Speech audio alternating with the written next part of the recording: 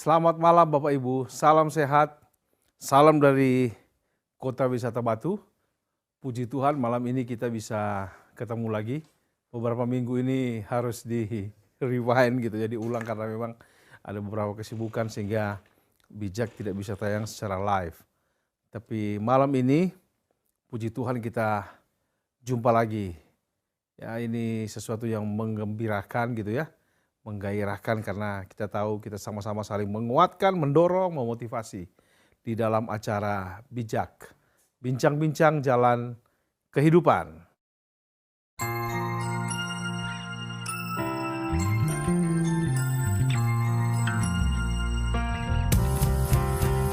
Karena hidup hanya sementara, bijaksanalah menjalaninya. Karena hidup hanya sementara,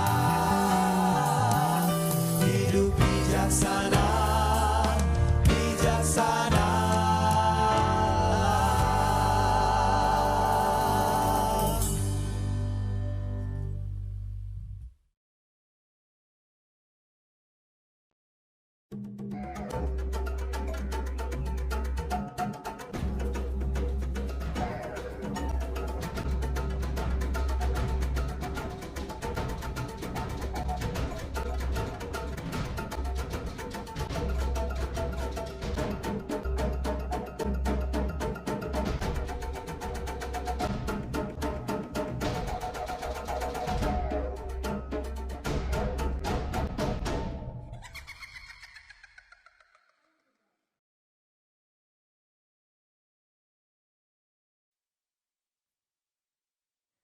Ya Bapak Ibu, demikian tayangan video singkat tentang tema yang akan kita bahas malam ini. Ini sebetulnya setan yang paling populer di Indonesia. Ya, kuntilanak. Ini mitos atau real. Nah, bagi kita malam hari ini coba mengeksplorasi sekali lagi Bapak Ibu tentang tema ini. Tapi sekali lagi saya mau katakan bahwa kita bukan membahas kuntilanaknya gitu ya. Kami ini bukan pakar kuntilanak. Bukan itu, cuma bagaimana kita mau melihat sebetulnya unsur ini gitu ya dalam perspektif kekristenan, bagaimana melihatnya. Jadi kita akan coba bahas lebih dalam ya. Kita coba lihat bagaimana kira-kira pengaruhnya. Karena ini kan pengaruh budaya lebih banyak di dalamnya. Tapi kita coba bahas dari mana dia berasal, apa arti istilah kuntilanak. Karena ada begitu banyak cerita yang berkembang tentang asal mula kuntilanak. Terus bersama-sama dengan kami di Bijak, bincang-bincang jalan kehidupan. Semakin bijak, temukan jalan kehidupan.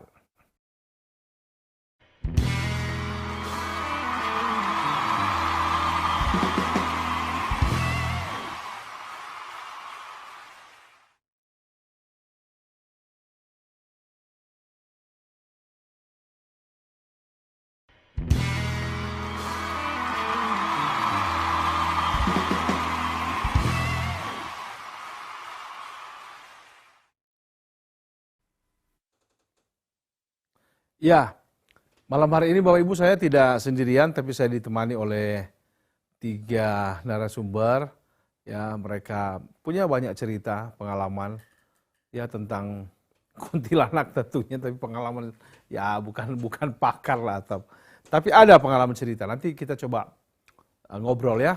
Yang pertama, selamat malam Pak Semi yang sudah bersama-sama dengan saya di studio malam ini di Bijak. Selamat malam Pak Semi. Selamat malam. Oke, puji Tuhan. Yang kedua, Pak Kahar, senior kami di HIPI. Puji Tuhan, terima kasih banyak Pak Kahar untuk kehadirannya ya malam ini mencerahkan kita. Dan Pak Pendeta Freddy Purwanto, saya suka panggil beliau Mas Boy gitu. Selamat malam Pak Freddy. Malam Pak James. Puji Tuhan, kita ketemu lagi malam ini. Iya. Karena tema ini malam ini agak gimana, ngeri-ngeri sedap juga nih. Tapi ya ada orang yang senang, tapi ada yang nggak suka juga gitu. Ada yang menghindar sama sekali atau mungkin baru lihat tayangan tadi ya pasti sudah ngeri-ngeri nih. Nah tapi Pak Freddy gini, kita mulai apa sih sebetulnya nih kuntilanak ini apa sebetulnya? Ada cerita-cerita gitu kan banyak nih tentang kuntilanak sendiri. Boleh Pak Freddy tolong saya dulu? Ya, sebenarnya ada banyak cerita, ada banyak versi tentang kuntilanak ini ya, Pak James ya, gitu. Ya saya mungkin ya hanya sedikit versi aja, nanti Bapak yang tambahkan juga versinya karena ada banyak gitu. Kalau dari katanya sendiri kan ada yang menyebut bahwa itu dari kata puntianak gitu. Puntianak itu artinya perempuan mati beranak gitu. Nah dari situ kan akhirnya orang mulai melihat bahwa kuntilanak ini berasal dari wanita hamil yang meninggal tanpa dia sempat melahirkan gitu. Jadi anaknya juga mati di situ gitu.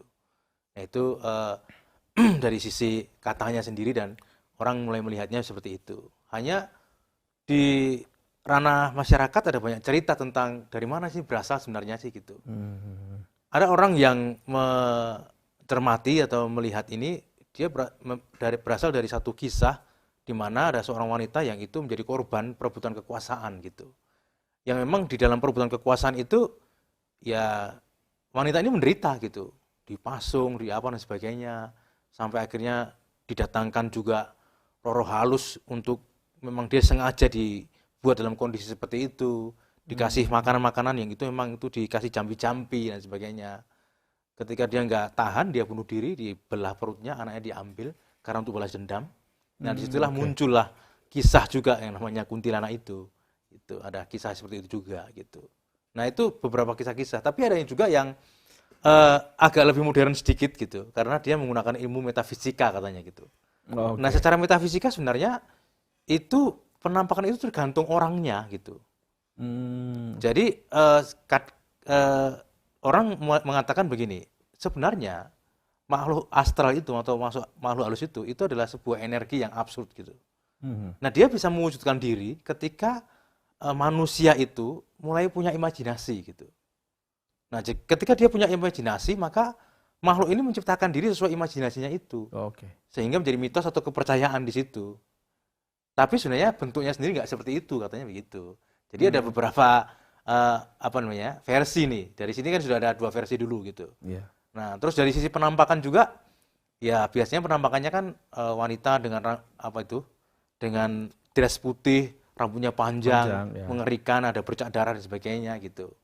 Ada juga yang mengatakan bahwa penampakannya itu wanita tapi punya lubang gitu. Nah, punya lubang gitu. Ya, ada punya lubang juga. Itu ada juga yang mengatakan begitu penampakannya gitu. Sosoknya seperti itu gitu. Jadi ya beberapa cerita-cerita yang beredar seperti itu Pak James gitu. Iya, istilah kuntilanak itu kan ada juga istilah. Kalau di daerah kami itu nyebutnya Pontianak. Saya itu kadang berpikirnya itu ini ada asosiasi dengan kota Pontianak gitu. Itu awalnya saya, ada hubungannya apa enggak gitu. Nah ini Pak Kahar kan lama nih di Kalimantan Barat. Ini Pontianak. Mungkin beliau bisa nggak cerita sedikit Pak soal ini istilah-istilah ini nih, kuntilanak, Pontianak gitu. Ya, memang kota Pontianak dikaitkan dengan konsep semacam itu dalam legenda mereka. Jadi waktu satu sultan, mungkin sultan kedua mau memindahkan istana karena menganggap istana pertama itu tidak aman, maka dia mencari tempat dan melalui komunikasi pertemuan ditemui oleh perempuan cantik tengah malam yang tertawa terkekeh-kekeh dan dia penasaran, kemudian terjadi dialog dan kemudian ada semacam ketegangan. Tapi intinya dia menemukan tempat itu sebagai tempat yang cocok untuk memindahkan istananya. Dan dari konsep itu, maka nama Pontianak itu dari punti anak, perempuan yang meninggal dalam kondisi hamil. Di satu sisi ada semacam semangat dendam terhadap laki-laki yang mempermainkan perempuan. Sehingga seringkali hantu perempuan cantik itu mengganggu, dikatakan mencelakakan laki-laki yang iseng tengah malam. Tetapi di satu sisi yang lain mereka akan merasa iri hati, jealous, dendam pada perempuan-perempuan yang punya anak. Maka yang diganggu bukan hanya laki-laki yang iseng, tapi juga perempuan-perempuan yang punya anak kecil, sehingga ada upacara-upacara, perabot-perabot tertentu untuk melindungi si bayi dari godaan hantu perempuan itu. Dan nampaknya cerita itu bukan saja waktu saya dengar di Pontianak dan sekitarnya, tapi sampai di Semenanjung Malaysia pola yang sama ada. Konsep tentang hantu perempuan yang punya dendam terhadap laki-laki dan kemudian suka mengganggu anak-anak kecil, dan kemudian ada upacara-upacara, alat-alat yang dipakai dengan mengundang dukun-dukun untuk melindungi anak itu dari godaan ini. Sehingga ada beberapa versi, tapi nampaknya di dunia orang-orang Melayu itu cukup kuat. Ya ini menarik nih, karena kalau bicara kuntilanak itu pasti ada aksesoris gitu. Gunting, ya kan, apalagi itu jarum, itu paku. Itu pakar ada apa hubungannya apa ya dengan penggunaan aksesoris? Ya itu? ada banyak variasi orang menafsirkan pemanfaatan itu. Jadi kalau gunting itu dikaitkan bahwa itu untuk senjata menghadapi si roh jahat itu, karena dikaitkan bahwa dalam keadaan hamil dia belum dipotong itu antara sambungan usus dia dengan si anak kan. Jadi pemotongan itu, dan itu dikatakan akan membuat dia kehilangan kekuatan. Kemudian jarum juga untuk menusuk supaya si perempuan yang hamil itu tidak punya kekuatan untuk mendesak keluar. Bahkan ada juga dengan benang untuk mengikat sana mengikat sini katanya. Ya. Nah itu masing-masing dukunnya, perewangannya itu punya tafsiran yang unik-unik di tempat-tempat yang lebih unik, lebih menarik orang, dan lebih dianggap dia dukun yang hebat. Kepercayaan yang ada di antara itu. Kemudian ada bunga-bunga tertentu yang dikaitkan untuk melindungi bayi, terutama dalam kaitan anak di bawah 2 tahun. Iya. Soalnya saya berpikirnya itu sederhana. Kalau kuntilanak ini memang roh ya katanya, masa roh bisa ditakutin pakai gunting kan? Saya berpikirnya sih begitu, gitu loh Pak Freddy. Maksudnya sederhananya gitu loh. Ya kalau masa kasih gunting, taruh gunting aja takut gitu loh setan kan? Itu berpikir. Tapi rupanya ada hubungannya begitu ya. Ini alam roh. Ada mitosnya juga pakai paku, Pak. Jadi paku itu menjadi penangkal untuk dia gitu. Jadi paku ini harus ditembuskan di bagian leher belakang sini.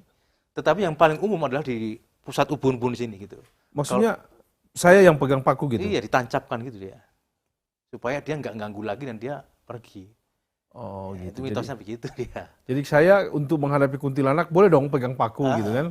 Di ubun-ubun sini. Kalau dia datang gini. langsung saya tancapkan kepalanya gitu ya. Kecuali kalau diserang duluan mati duluan ya nggak jadi. Nah itulah nama mitos ya, kepercayaan yang berkembang. Iya, Bapak Ibu itu pengantar singkatnya sejarah cerita lah tentang ini berkembang dalam praktek-praktek budaya yang luar biasa di Indonesia.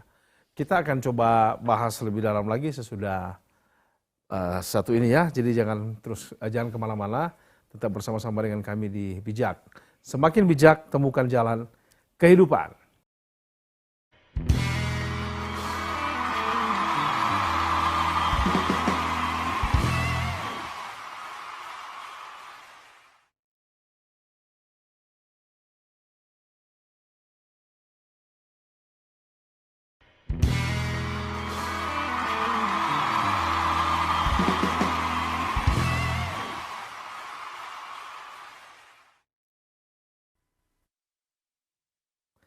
Ya, kita lanjutkan pembicaraan kita Bapak Ibu. Jadi memang rupanya masalah kuntilanak ini lebih banyak dia mainnya di ranah budaya gitu ya.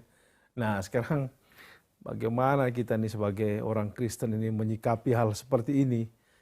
Kira-kira bagaimana Pak Semi mungkin boleh kasih ini kah? Kan ada orang bilang, saya lihat loh ini orang Kristen lagi gitu kan misalnya. Maksudnya perspektif Alkitab sendiri bagaimana ini melihat fenomena ini, fenomena tentang adanya kuntilanak misalnya. Ya. Mungkin, ya. Ya, jadi kalau kuntil anak apapun namanya ya, Ya. itu kan sebenarnya adalah roh-roh jahat yang mengambil rupa-rupa tertentu dan dikaitkan dengan mitos, dengan kepercayaan. Nah itu pekerjaan kuasa setan. Kita harus ingat bahwa setan-setan ini punya kuasa untuk dapat menyerupai apa saja, bahkan di Alkitab dikatakan menyerupai malaikat terang pun bisa. Nah, jadi bagi roh setan, salah satu cara mereka untuk bisa betul-betul kayak masuk di dalam satu komunitas atau konteks budaya, itu adalah mengambil cerita-cerita rakyat, hikayat-hikayat, dan mereka masuk di situ. Nah, itu mereka memiliki kemampuan kuasa karena pada dasarnya roh setan itu adalah malaikat-malaikat yang jahat. Dan mereka memiliki kuasa yang kita bisa katakan bahwa lebih hebat daripada manusia secara umum. Karena mereka tidak perlu tidur, mereka tidak perlu makan, mereka dapat bergerak dengan cepat ke satu tempat ke tempat lain, lalu kemudian mereka dapat berubah wujud, mereka memiliki kekuatan. Nah, salah satunya mengambil rupa yang kita bahas ini. Gitu ya. Kuntilanak ya. Kuntilanak. Oke, jadi ini setan coba ini ya, apa namanya, intervensi gitu, atau dia menggunakan media ini, budaya ini. Ini bagaimana pakar melihat ini seperti ini, Pak? Ya memang di satu sisi setan mungkin punya kecenderungan untuk meneliti daerah demi daerah dan dia menyesuaikan dengan konteks daerah itu. Saya sendiri latar belakang saya generasi pertama Kristen dan pada waktu saya mulai usia remaja, mulai jalan malam, bapak saya itu memberi mantra dalam bahasa Jawa untuk menghadapi itu, terutama untuk menghindarkan dan kalau diserang pun kami diajarin menghafal mantra-mantra itu untuk mengusir roh jahat. Dan saya pernah punya pengalaman bisa sehingga Pak? kemudian pada waktu saya mulai ketemu dengan orang Kristen, saya pikir loh mana yang lebih kuat? Apakah kuat keyakinan saya atau keyakinan orang Kristen? Tapi jujur saja memang kemudian saya sadar dan mulai proses panjang, akhirnya kebenaran Alkitab mengatasi segala konsep kekuatan-kekuatan imajiner yang dibentuk oleh semacam indoktrinasi white magic, black magic, dan itu memang kemudian punya kesan yang lain. Pada saat saya memakai pola-pola kekuatan, menurut saya katakan, dari keluarga saya katakan white magic, itu tetap tidak ada ketenangan. Ada kegalauan. Dengan kekuatan, jangan-jangan saya ketemu dengan hantu-hantu, kuntilanak-kuntilanak yang lebih kuat, ada dikatakan dengan sundel bolong, yang ganggu orang-orang laki-laki jalan malam. Sekalipun ada kemampuan semacam mengusir, tapi tidak ada ketenangan yang sungguh. Nah, baru kemudian melalui satu proses panjang saya percaya Tuhan Yesus dalam umur 20-an tahun, saya baru tahu beda sekali kesannya. Ada suatu ketenangan tanpa arogansi dan tanpa seperti wah tepuk dada aku hebat menghadapi roh jahat. Itu yang berbeda sekali. Dan puji Tuhan memang kemudian saya semakin mendalami konsep yang benar memberikan damai sejahtera daripada tadi seperti mau nantang kuasa gelap padahal saya juga menggunakan kuasa gelap. itu saya kadang-kadang kalau lihat aduh anugerah Tuhan menyelamatkan saya. Gitu ya, luar biasa. Ya, jadi gimana nih Pak Freddy? Jadi beliau tuh punya semacam dalam tanda petik mantra ya, untuk melawan sesuatu yang itu. Tadi pakar menarik dibilang sundel bolong untuk suka ganggu laki-laki. Ini saya selama ini nggak diganggu soalnya. Mungkin karena saya orang baik-baik. Tadi yang laki-laki suka diganggu malam-malam itu loh. Jadi para lelaki yang suka usil-usil nih hati-hati loh. Bisa diganggu nih sama sundel bolong. Nggak, tapi tadi menarik sekali bahwa sesudah bertemu, punya pengalaman secara supranatural, bertemu dengan Yesus gitu ya. Jadi memang kesannya kita bisa mengusir. Kita bisa melawan gitu, tapi tadi masih tetap ada keraguan gitu ya, ketakutan, wah ini jangan-jangan ada yang lebih hebat lagi gitu. Tapi kalau ada Yesus tuh katanya menurut pengalaman beliau ini lebih mantap lagi nih. Pak Freddy ada nggak cerita sedikit itu? Ya kalau di masyarakat di sana itu nggak asing Pak gitu. Karena ada yang lihat, oh dari loteng tetangga gitu. Oh dari lubang anginnya tetangga, karena begitu gitu. Artinya itu sudah nggak asing ya, cerita itu apa ya, sudah menjadi bagian dari cerita masyarakat gitu. Dan itu memang dipercayai dan orang takut gitu, orang takut. Tapi sekali lagi ya kita jangan tertipu melihat iblis tadi gitu. Karena dari sisi penampakan aja kan orang berbeda-beda kan menafsirkannya. Ada yang katanya kalau bau bunga kamboja, bunga melati, atau kalau enggak bunga bau-bau amis atau anyir gitu. Dia sedang datang nih gitu. Nah, tapi kan berarti kan orang juga punya pengalaman lain-lain nih kan. Iya, iya, Yang iya. itu bisa saja itu permainan si jahat gitu. Untuk menipu kita dan sebagainya. Nah, tapi ada juga kadang-kadang pengalaman orang itu, kalau dia datang itu gimana sih? Berarti ada ini. Nanti kalau dengar tawa yang melengking tinggi gitu, berarti ada dia nih gitu. Atau kalau enggak yang lain lagi orang bilang bukan kehadiran dia itu kalau kita malam-malam dengar suara orang menyapu itu dia sedang datang tuh. Mengapa? Karena kan mitosnya kan rambutnya panjang. Jadi kan bisa kena lantai atau tanah-tanah itu. Apalagi dia katanya bawa peti kecil untuk cari anaknya atau dia sedang bawa anaknya gitu. Nah, jadi cerita-cerita itu kan berkembang dan banyak sekali. Jadi tadi betul bahwa seringkali si jahat itu memakai konteks setempat untuk mengelabui orang sehingga muncullah keyakinan, kepercayaan, mitos yang itu diyakini turun-temurun gitu, Pak. Itu yang harus diwaspadai dan hati-hati nih. Termasuk gereja juga ya. Iya, Karena ada orang iya. Kristen juga Iya, akhirnya percaya juga dan takut juga gitu. Betul. Gitu. Bahkan ada yang tanya kan, saya Pak Pendeta, itu kalau ketemu langsung terus kita harus pakai apa gitu. Nah, karena di cerita rakyat sendiri kan ada aksesoris yang tadi Iya, ya. ada penangkalnya. paku, ada ini. Nah, kalau kita bagaimana? Ambil Alkitab kah? Dalam nama Yesus. Atau ya kan gitu kan. Orang kan maksudnya selalu akhirnya pikiran itu diasosiasikan dengan wah ini harus pakai benda ini, pakai Alkitab kah? Iya. Pakai salib kah? Atau Pak Kahar bagaimana nih yang kayak gini nih? Ada satu pengalaman nyata Pak ya, yang beberapa tahun lalu saya alami. Ada satu ibu punya villa dan dia katakan pada malam-malam tertentu, terutama pada waktu bulan purnama, sering ada hantu perempuan yang duduk di atap rumahnya dan mengganggu orang yang jalan dengan ketawa-ketawa yang melengking-melengking itu. Dan ibu itu katakan, tolong Pak Pendeta bagaimana cara mengatasi ini? Dan kemudian saya ajak beberapa hamba Tuhan. Kemudian ya kami adakan aja kebaktian di sana. Bahkan kemudian ibu itu senang, lalu tempat itu menjadi semacam tempat rutin untuk persekutuan doa. Dan tanpa kami banyak macam-macam mantra atau apa, ya kita doakan saja Tuhan bersihkan tempat itu. Kira-kira 3 bulan tidak ada lagi orang terganggu sampai sekarang. Sehingga prinsipnya mengalahkan kuasa gelap hanya cara terbaik adalah dengan firman Tuhan, dengan pujian, dengan doa, dan mengusir dalam nama Tuhan Yesus. Oke. Itu pengalaman yang saya alami beberapa tahun yang lalu, Pak. Oh, ini menarik ini ya. Ya memang gimana Pak Semi dengan Pak Freddy mungkin ada Ya. story kayak gitu. Jadi kalau kembali lihat di Alkitab ya, ternyata istilah hantu itu juga disebut. Pertama ketika murid-murid mengira Tuhan Yesus adalah hantu di Danau Galilea, itu menggambarkan bahwa pada waktu itu para nelayan itu punya kepercayaan, ya, bahwa di danau ini tuh ada hantunya. Nah, tapi juga yang menarik bahwa Tuhan Yesus ketika dia menampakkan diri kepada para murid setelah kebangkitan, mereka takut karena mengira Tuhan Yesus hantu. Tapi Tuhan bilang kalau hantu itu tidak punya tulang dan daging.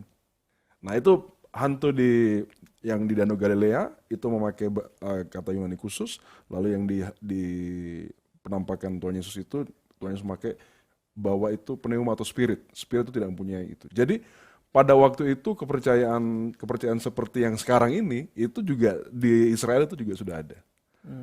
Oke. Nah, jadi kita tidak asing karena pekerjaan setan itu pada prinsipnya kan sama.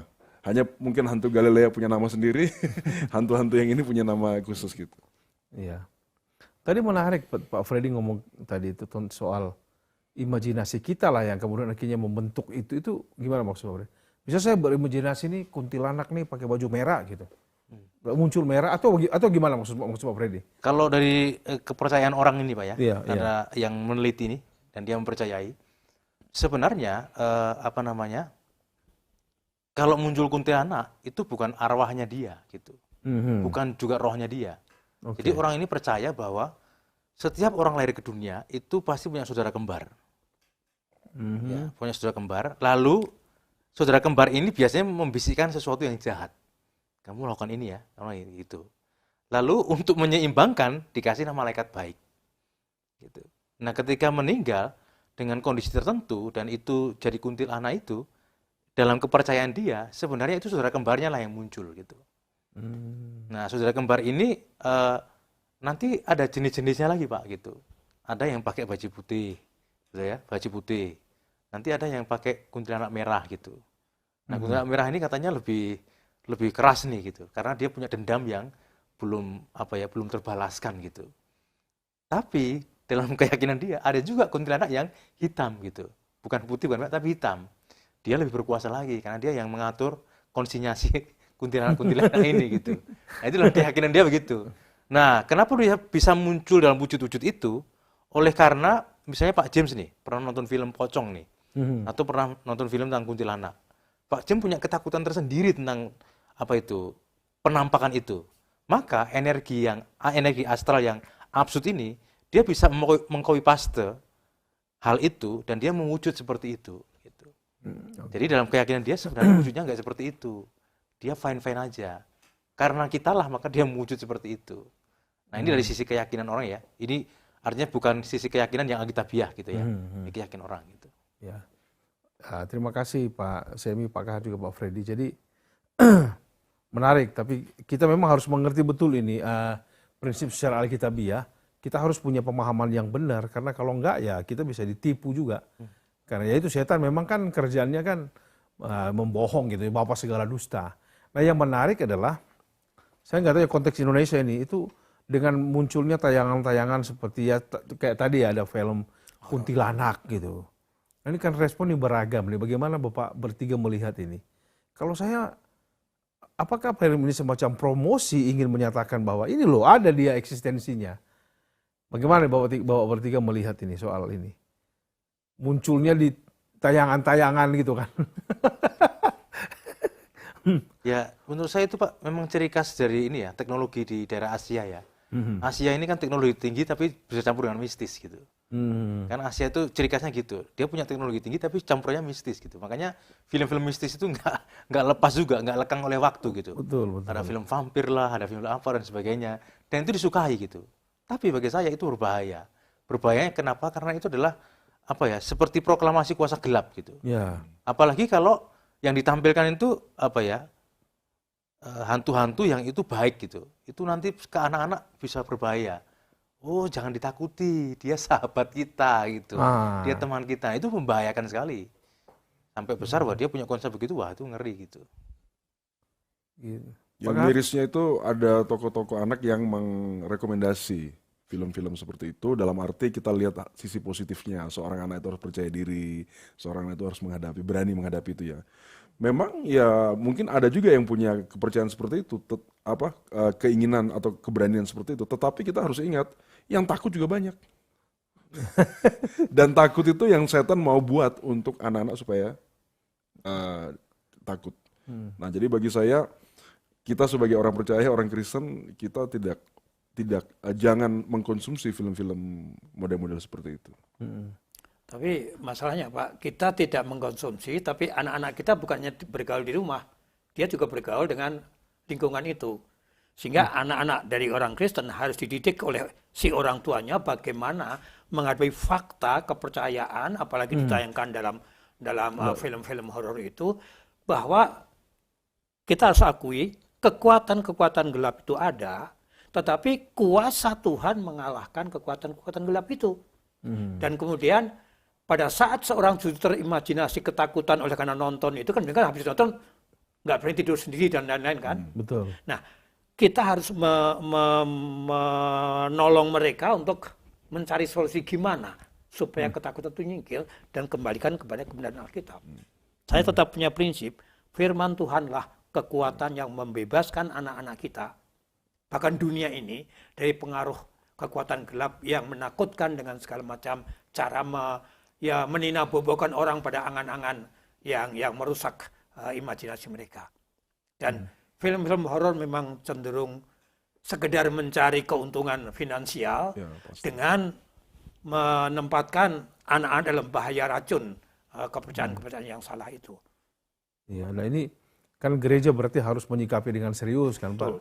Maksudnya punya sikap yang jelas gitu terhadap hal-hal seperti ini. praktisnya apa gereja harus gereja perbuat ini terhadap ya kayak gini lah, ini kepercayaan yang ini kan udah ya banyak juga majelis gereja orang ya percaya sama ada kuntilanak gitu. Jadi gimana nih Pak, karena ada usaha nggak di Bukan gereja? saja percaya, menggunakan kekuatan Menggunakan sana ya. dalam tujuan seolah mau mendidik anaknya untuk menjadi anak yang berani, Ah. tapi dengan cara yang salah. Dan memang ada juga, saya katakan jangan-jangan bukan hanya majelis gereja, ada pendeta yang juga masih terjebak dalam konsep kepercayaan semacam itu. Nah, kita harus sungguh mengajar jemaat, mengajar anak-anak orang-orang percaya untuk betul-betul mengerti kuasa gelap itu ada. Manifestasinya bermacam-macam, tadi sesuai dengan latar belakang musik. Tapi untuk menghadapinya satu cara adalah tetap berhubungan dengan Tuhan, bergaul dengan Tuhan, dan meyakini kuasa Tuhan mengalahkan tipu daya iblis. Itu yang tegas harus diajarkan kepada anak-anak. Keluarga-keluarga yang punya anak kecil harus mendidik anaknya dalam takut akan Tuhan, dan dengan takut akan Tuhan dia tidak takut, bahkan katakanlah berani mengusir kuasa-kuasa gelap itu. Kita harus dorong generasi muda untuk itu. Kalau tidak, dunia akan semakin kacau dan iblis akan memakai segala macam cara dengan teknologi modern sekalipun justru untuk mempromosikan kekuatan kuasa-kuasa gelap. Jadi kita tidak bisa menghindari dan kita juga harus menyadarkan anak-anak kita itu loh. Di dunia kita begitu banyak informasi salah dan juga menjadi cara di mana iblis menipu anak-anak kita, keluarga kita, anak-anak Tuhan untuk terjebak di situ, dan kita harus menjelaskan itu. Itu fakta kekuatan gelap dengan segala macam tipu daya, dan kita harus menghadapinya dengan kekuasaan yang dari Tuhan melalui firman Tuhan dan iman kita. Itu yang saya dorong generasi muda, keluarga-keluarga muda yang punya anak-anak kecil, tolong siapkan anak-anaknya untuk tahu bahwa itu akan mereka hadapi dan mereka harus dipersiapkan dengan firman Tuhan dan doa. Oke, terima kasih banyak Pak Kar. Ini sangat mendasar menurut saya dan ini mengingatkan kita semua, hai para pendeta, ya para pelayan jemaat, ini kita perlu punya pemahaman, pengetahuan yang benar, yang mendalam tentang firman Tuhan ya, tentang siapa Tuhan yang kita percaya itu. Jadi jangan suruh nonton film-film yang bernuansa horor ini, ini bisa menciptakan apalah kepercayaan diri untuk melawan. Nggak bisa tadi kata Pak Kar, harus pakai kuasa yang benar gitu untuk melawannya. Ya, tetap terus bersama-sama dengan kami di Bijak. Semakin bijak, temukan jalan kehidupan.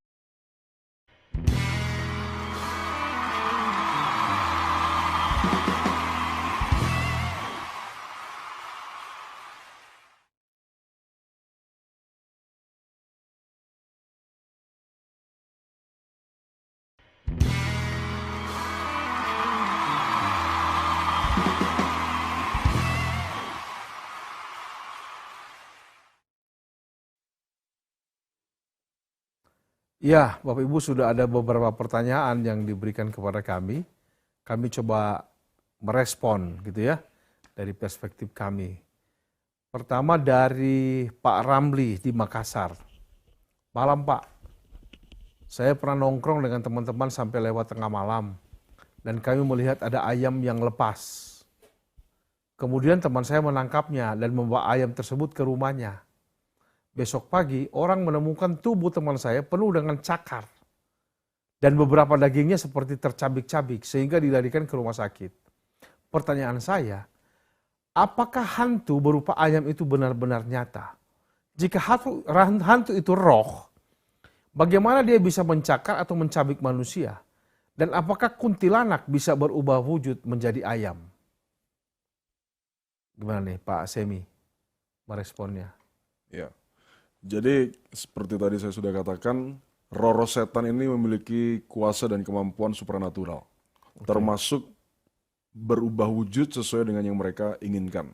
Karena bahkan menjadi malaikat, serupa malaikat terang pun mereka bisa. Nah, lalu dari pertanyaan ini,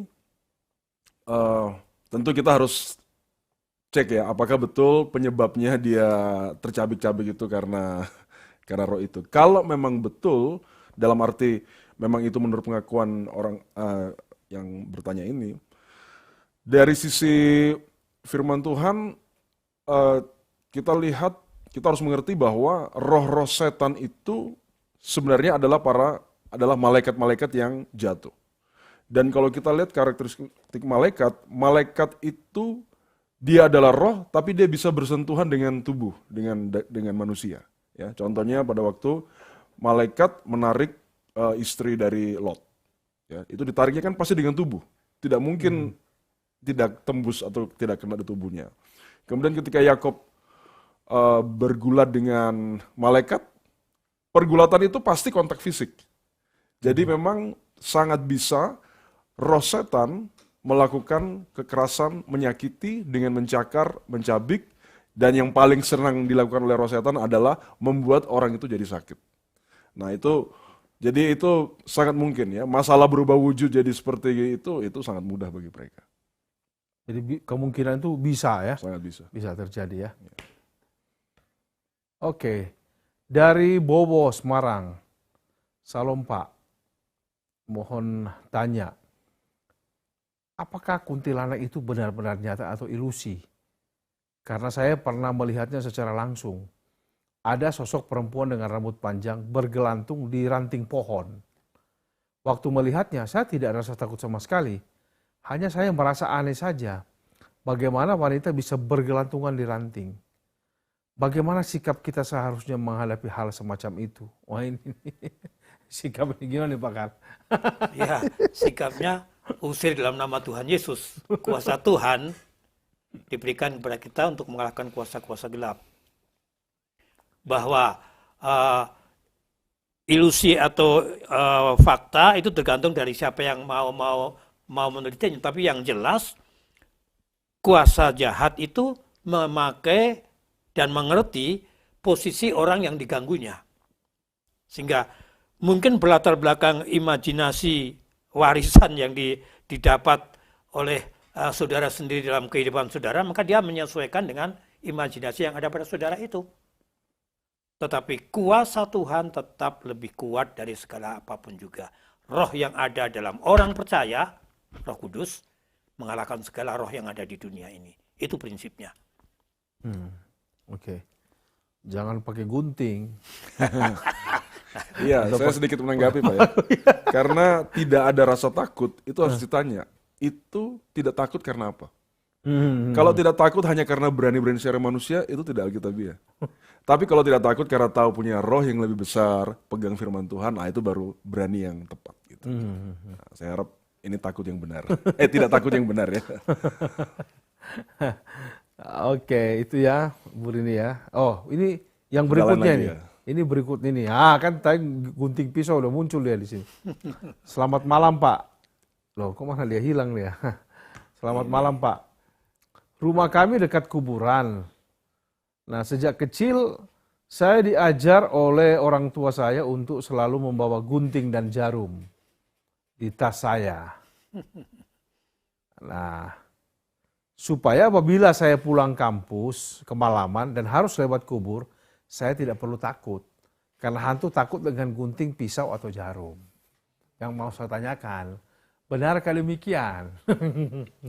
Saya sendiri tidak pernah berjumpa dengan hantu di kubur itu. Tapi orang lain sering berjumpa hantu di sana. Apakah itu karena jarum gunting yang saya bawa? Pak Freddy gimana nih? Gunting kan? Iya. Silakan Pak. Ya, kan tadi ada ceritanya, ada sosok penampakannya, Ya. lalu ada kepercayaan tentang penangkalnya. Ya. Nah, kepercayaan penangkal memang gunting, jarum, Ya. apa itu, Paku. paku dan sebagainya tadi itu. Tapi itu jelas tidak alkitabiah. Malah itu membawa kita kepada penyembahan berhala, karena kita meletakkan iman kita kepada filosofi, mitos, dan benda-benda itu gitu. Kita membutuhkan benda-benda itu gitu. Itu yang berbahaya bagi dia.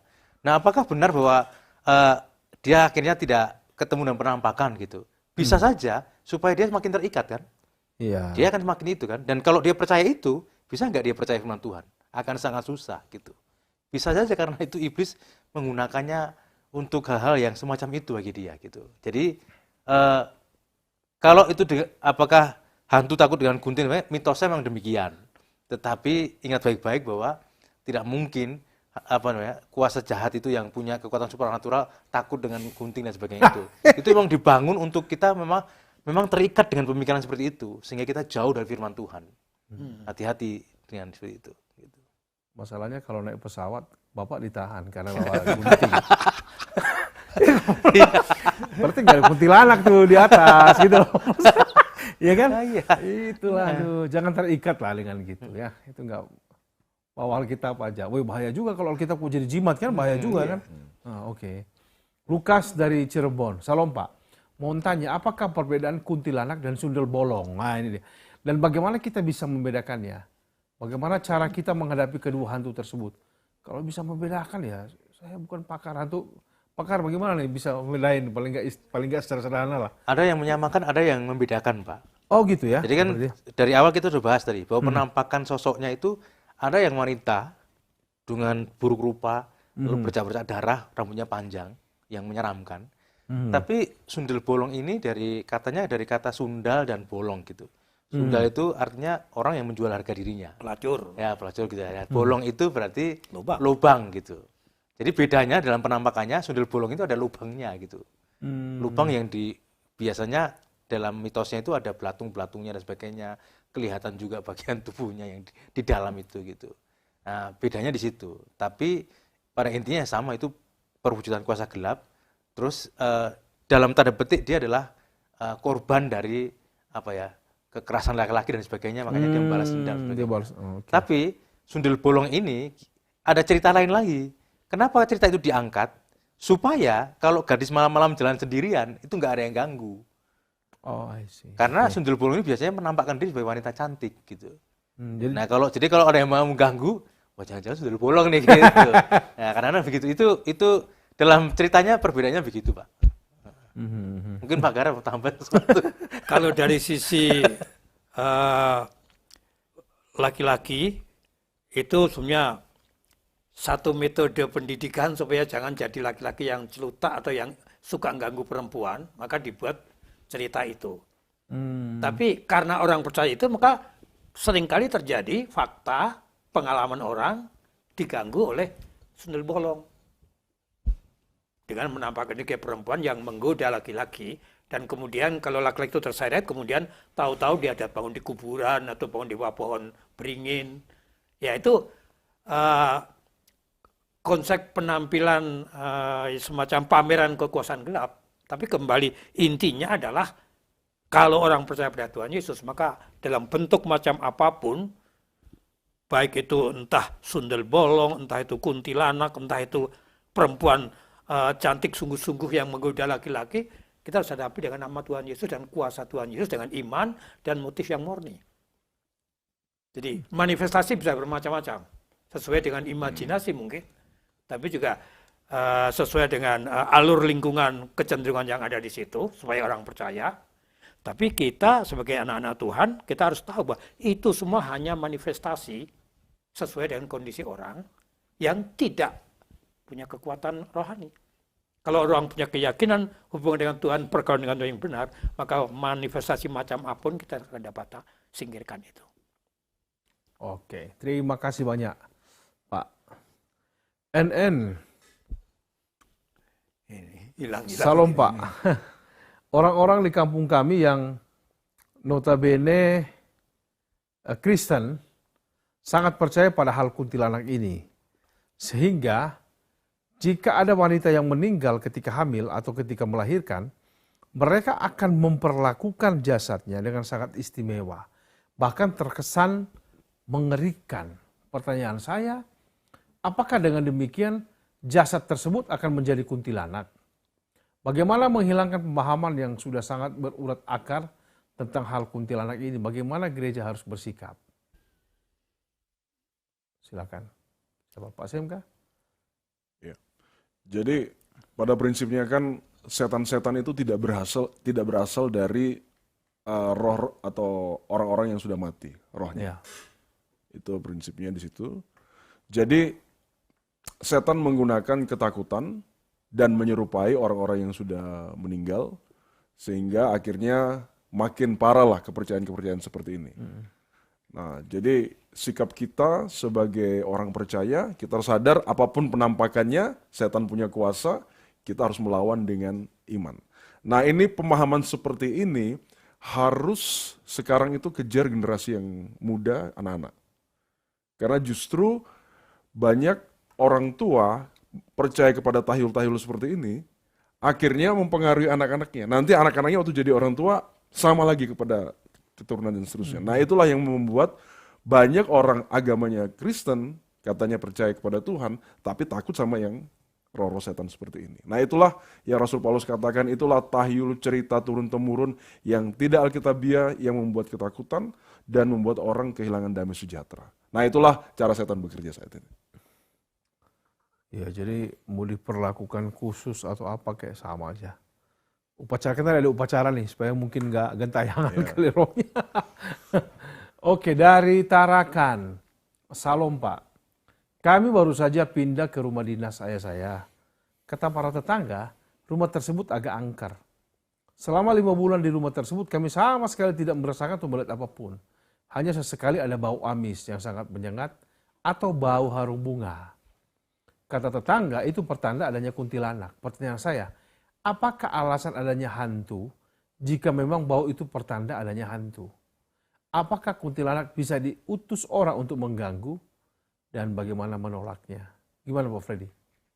Pak Freddy bicara soal bau-bau itu. Ya, mitosnya memang kalau dia datang, salah satu cirinya adalah bau harum, bunga kamboja atau melati, tapi juga bau anyir atau amis gitu. Itu mitosnya begitu. Bau bangkai. Bau bangkai gitu. Jadi, loh apakah itu memang pertanda adanya hantu? Bisa ya, bisa tidak gitu. Jangan-jangan ada binatang mati juga bisa juga, Pak. Nah, bisa ya, bisa tidak. Artinya kita perlu selidiki dulu gitu. Apakah betul bahwa mitos-mitos itu ada di situ dan apakah penghuni rumah itu memang jangan-jangan penghuni rumahnya juga terlibat dengan kuasa gelap gitu. Itu harus kita selidiki dulu. Artinya kita harus teliti lebih dalam lagi gitu. Nah, apakah kuntilanak bisa diutus? Nah, dalam konsep okultisme, orang kan bisa menggunakan kuasa gelap untuk mencelakai orang lain, Pak. Seperti santet dan sebagainya, mengirim roh jahat dan sebagainya gitu. Artinya kuntilanak ini adalah perwujudan dari kuasa gelap yang digunakan orang aja untuk menyerang orang gitu. Artinya bisa aja itu digunakan untuk mengganggu, gitu ya, diutus gitu. Lalu bagaimana menolaknya? Ya tadi dari Pak Sami, Pak Kahar sudah tegas sekali mengatakan, satu bahwa yakinkan bahwa diri kita adalah orang yang di dalamnya Kristus sudah hadir dalam hidup kita. Yang kedua, bangun intimasi dengan Tuhan dan doakan untuk menolak dan mengusir dia dalam nama Yesus dan dalam kuasa darah Kristus gitu. Oke. Pak, dalam masyarakat ada 3 kemungkinan kecenderungan dalam kaitan itu. Perempuan yang meninggal dalam keadaan hamil dijadikan satu objek untuk mencari keuntungan kekuatan gaib. Sehingga mereka kadang-kadang ada yang membongkar kuburannya untuk mengambil bagian tubuhnya barangkali atau minimal seringkali itu kain kafannya. Sehingga untuk mengatasi itu saya pernah menyaksikan sendiri satu pendeta memerintahkan supaya dicor langsung di semen, habis 2 sak semen untuk menutup itu dan ditungguin selama 3 hari 3 malam. Bukan karena pendeta itu menganggap itu benar, tapi untuk menjaga supaya tidak disalahgunakan. Sehingga pendeta itu sekaligus menjelaskan mengapa saya lakukan ini, bukan karena saya percaya ada orang mati bisa digini-ginikan, tapi ada orang hidup yang memanfaatkan situasi untuk mengganggu. Itu yang pertama. Yang kedua, dari satu sisi ada satu suku tertentu yang ya mayoritas suku Kristen, tapi mempercayai bahwa orang yang mati dengan cara dalam keadaan hamil itu memang bisa menjadi pengaruh, sehingga ada yang diikat rambutnya ke sana, ke sini, ke situ, kemudian ya seperti dikatakan mengerikan, disiksa dalam kondisi kematiannya. Itu juga kesalahan dalam konsep pelayanan. Tapi yang benar memang kita harus menjelaskan bahwa orang mati tidak ada komunikasi dengan orang hidup lagi. Roh orang mati itu punya alamat sendiri dan kita nggak bisa ke sana dan mereka tidak bisa ke sini. Seperti perumpamaan Tuhan Yesus tentang Lazarus dan orang kaya yang mati itu kan. Itu jelas. Dan itu harus dijelaskan kepada jemaat, kepada lingkungan kita. Dan kita yakini pertolongan Tuhan. Apalagi juga kita harus nyatakan bahwa tidak ada sesuatu dalam kondisi orang mati dengan segala ubur rampenya peralatannya itu yang bisa digunakan untuk kuasa gelap dalam kaitan dengan orang yang percaya. Tapi kita harus menghindarkan juga secara bijaksana. Sehingga contoh yang saya katakan pendeta membuat itu, saya setuju. Kenapa? Karena masyarakat situ masih punya kepercayaan yang demikian, sehingga harus menunjukkan sekaligus menggunakan momen itu untuk menjelaskan kenapa dia lakukan itu. Bukan dia ikutin kepercayaan orang, dia katakan bahwa supaya jangan orang terjebak dalam penyalahgunaan perabot-perabot yang diambil dari orang mati itu. Untuk cari ilmu biasanya. Ya, betul. Oke. Sip. Berikutnya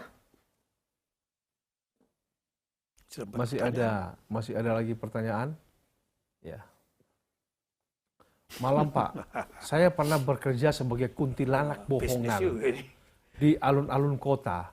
Tapi saat ini saya sudah berhenti. Karena setiap malam saya dihantui atau diikuti oleh bayangan berupa pocong atau wanita yang punggungnya bolong. Saya tidak tahu harus bagaimana. Saat ini saya selalu takut untuk tidur siang atau malam. Teman saya menyarankan agar saya membuat sesaji di kuburan. Ini gimana nih? Tadi sudah Pak. Jadi melawan kuasa gelap pakai cara gelap. Iya. Ini gimana nih saran dari Bapak bertiga? Ya saran saya, jangan ikuti saran ini gitu. Karena saran ini akan membawa dia semakin terikat dengan okultisme dan kuasa gelap itu sendiri gitu. Dia bekerja sebagai perwujudan kuasa gelap aja dia sudah diganggu kan. Artinya dia sudah berhubungan dengan itu. Kalau dia ikuti saran ini dia akan makin terikat gitu. Ya. Kalau bersedia ya bisa hubungi tim-tim bijak supaya dia doakan gitu. Betul. Atau kalau enggak ya hubungi hamba Tuhan setempat supaya betul dituntun untuk bisa lahir baru dan juga sehingga punya kuasa Kristus untuk melawan itu. Karena prinsipnya kita jangan main-main dengan setan. Yang kedua, jangan cari uang lewat hal-hal yang seperti ini. Itu resiko kepada kerohanian kita akan terganggu. Oke. Herman Manado, Salam Pak. Saya seorang guru sekolah minggu dan pelayan Tuhan. Tapi mengapa? Saya selalu takut ketika lewat kuburan. Saya seperti mendengar suara wanita tertawa cekikikan. Kata orang memang itu kuntilanak. Yang mau saya tanyakan, apakah kuntilanak itu benar-benar dan berwujud? Bagaimana mengatasi rasa takut? Bergidik. Bergidik. Nah, pokoknya rasa takut lah. Berdiri bulu kuduknya kali gitu ya. Gitu. Ini guru sekolah minggu nih takut lewat kuburan gimana? Ini. Ya, jadi kalau saya lihat ya, orang kalau punya pemahaman yang benar tentang setan, bagaimana melawan setan dengan tepat, itu dia tidak takut tapi dia bisa kaget. Itu beda. Tapi kalau orang tidak punya pemahaman, apalagi tidak punya Roh Kudus, dari kaget dia jadi takut. Saya pun kalau misalnya tiba-tiba melihat yang aneh ya kita kaget lah. Tapi kan habis itu saya tahu, oh ini setan, saya tidak takut. Saya lawan dengan iman. Nah jadi masalahnya adalah karena pemahaman itu harus disertai dengan tindakan iman yang tepat untuk melawan setan-setan ini. Jadi sekali lagi, kaget itu biasa, tapi takut dan tidak takut tergantung pemahaman kita, tergantung siapa yang ada dalam kita. Oke. Tapi pertanyaan benar-benar ada, buat saya katakan benar-benar tidak ada. Yang ada setan yang menyerupai diri dengan imajinasi manusia tentang kuntilanak. Jadi sebagai tokoh historis nggak ada kuntilanak itu. Itu hanya tokoh imajiner itu. Oke. Dari Nak Cirebon, Salam Pak. Ibu saya meninggal ketika mengandung adik saya. Karena itu ayah saya dan penduduk desa menanam sesuatu di atas makam ibu. Juga di sudut kamar mandi. Bahkan pada hari-hari tertentu, sepertinya ayah melakukan ritual tertentu di kamar beliau. Pertanyaan saya, apakah itu berkenan kepada Tuhan? Apakah semua hal tadi bisa membuat arwah ibu tenang? Apakah pemahaman bahwa arwah bisa gentayangan itu sesuai dengan Alkitab? Monggo. Jawabannya tidak. Jelas yang terutama tidak berkenan kepada Tuhan. Tuhan mengendaki kita takut, hormat, dan memuliakan Tuhan dan tidak membuat kita terjebak pada pendewaan tentang dunia orang mati. Ibu yang sudah meninggal itu rohnya terpisah dari dunia orang hidup dan tidak akan mengganggu. Tapi iblis, setan, menyerupakan diri dengan orang yang meninggal. Itu yang sering kali terjadi. Sehingga arwah gentayangan tidak ada. Tetapi setan gentayangan itu kerjanya. Bagaimana Pak? Oke. Jadi tidak alkitabiah Pak ya. Sangat Jadi Alkitab. arwah gentayangan tidak alkitabiah gitu. Oh, ini ada satu dari YouTube. YouTube ya. Salam Pak, mau tanya, kenapa nama-nama hantu ini begitu banyak ya? Padahal pada intinya itu kan hanya satu, yaitu iblis atau setan yang memberontak terhadap Tuhan Sang Pencipta. Nama-namanya banyak. Namanya ini menunjukkan apa? Pekerjaannya biasanya kan? Ya. Ya kan? Jadi kalau dari hierarki kerajaan kegelapan, nomor 1 itu iblis yang paling tinggi, itu hanya ada 1, tapi setan-setannya banyak. Dan setan-setannya itu juga ada tingkatan-tingkatannya, salah satunya yang menyesuaikan dengan konteks-konteks budaya. Jadi setan di Indonesia itu punya nama sendiri, di tempat lain itu nama sendiri. Tapi prinsipnya mereka adalah malaikat-malaikat yang jatuh yang mengikuti iblis ini. Oke. Itu nama itu menunjukkan jenis pekerjaan. Ya. Ya Jadi kan? itu mungkin ya salah satu metodenya untuk menipu orang, mengikat orang kan gitu. Jadi kan kalau di Indonesia dengan kuntilanak dan pocong itu lebih mengikat masyarakat karena memang imajinasinya begitu gitu, keyakinannya dan mitosnya seperti itu gitu. Dan nama itu kan muncul dari kepercayaan orang. Bukan dia perkenalkan diri sebagai itu, enggak. Iya, Tapi betul. yang memberi nama dan kemudian membuat cerita-cerita itu kan manusianya. Dengan mengembangkan legenda dan mitologi yang ada. Kalau di Alkitab itu jelas, nama-namanya iblis itu mencerminkan pekerjaannya. Kayak misalnya Apollyon, Ya. itu artinya kan destroyer. Memang pekerjaannya itu menghancurkan. Menghancurkan. Oke, gitu. Oke, terima kasih banyak untuk Bapak bertiga narasumber dan juga terima kasih untuk beberapa pertanyaan. Ya, terus bersama-sama dengan kami di Bijak, Bincang-Bincang Jalan Kehidupan. Semakin bijak, temukan jalan kehidupan.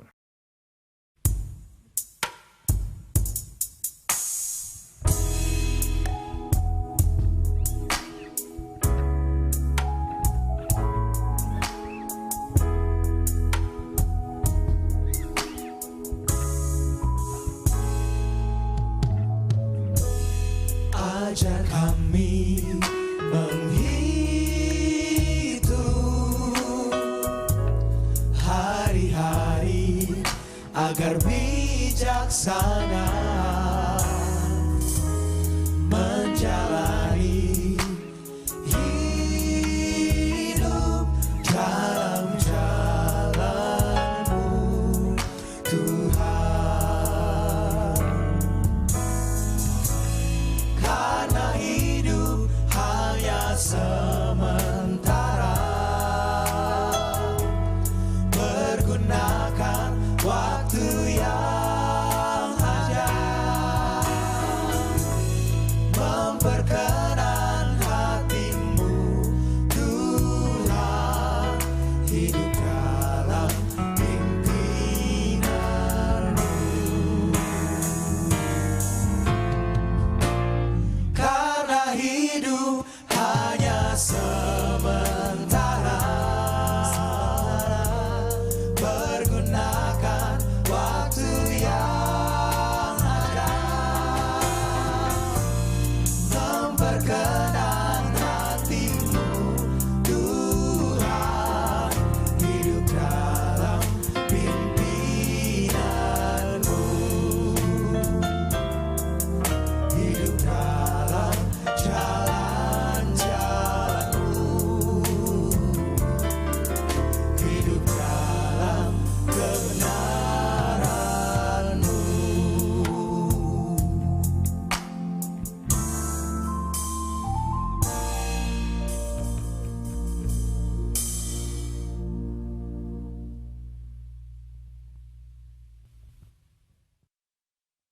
Ya, terima kasih Bapak Ibu untuk kebersamaan kita malam ini. Dan jangan lupa terus bersama-sama dengan kami di Bijak setiap hari Selasa malam jam 7 sampai jam 8. Nanti Bijak juga akan hadir di Kebaktian Tahunan Nasional Bapak Ibu. Jadi yang hadir bersama-sama dengan kami malam ini tolong doakan juga untuk persiapan Kebaktian Tahunan Nasional IBPI tanggal 28 Juni sampai tanggal 3 Juli. Mari hadir bersama. Nanti Bijak akan hadir di sana juga dengan topik-topik yang menarik ya. Jadi tolong doakan juga untuk persiapan-persiapannya. Tinggal beberapa minggu lagi ke depan. Biarlah kita bersama-sama dan bisa saling memberkati di Kebaktian Talon Nasional. Sekali lagi kita bersyukur untuk malam ini dan minta dengan kasih Pak Pendeta Freddy Purwanto untuk menutup kita dalam doa. Mari kita berdoa. Bapa di surga, terima kasih untuk perbincangan kami malam ini. Kami berdoa supaya apa yang boleh kami bicarakan ini boleh membuka mata rohani kami tentang pekerjaan kuasa gelap terkait dengan perwujudannya sebagai kuntilanak atau sundel bolong. Tetapi kami berdoa supaya Allah sendiri menolong kami memahami bahwa tidak ada hubungan antara orang mati dan orang hidup. Dan kalaupun ada gangguan-gangguan dari hantu, itu adalah perbuatan dari kuasa gelap yang menyerupai orang yang mati. Dan kami berdoa supaya orang-orang yang terikat itu biarlah Allah sendiri melepaskannya. Orang yang dihantui ketakutan-ketakutan seperti itu, Allah sendiri memberi kekuatan iman bahwa di dalam Kristus ada kemenangan dari semua ikatan kuasa gelap, dari semua gangguan dari kuasa gelap. Dan kami berdoa supaya Allah sendiri yang menolong. Kiranya kalau ada orang-orang yang belum meyakini kepastian keselamatan dalam Kristus, malam ini juga boleh menerima Kristus sebagai Tuhan dan Juru pribadi dan diberikan kuasa Kristus sehingga menang atas setiap setan-setan dan kuasa gelap. Terima kasih di dalam nama Yesus Kristus kami berdoa dan bersyukur. Amin. Amin. Tuhan Yesus memberkati.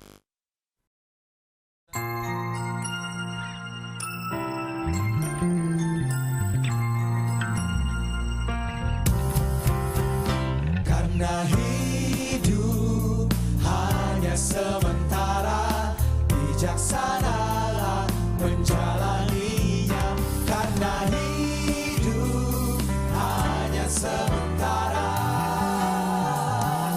hidup bijaksana.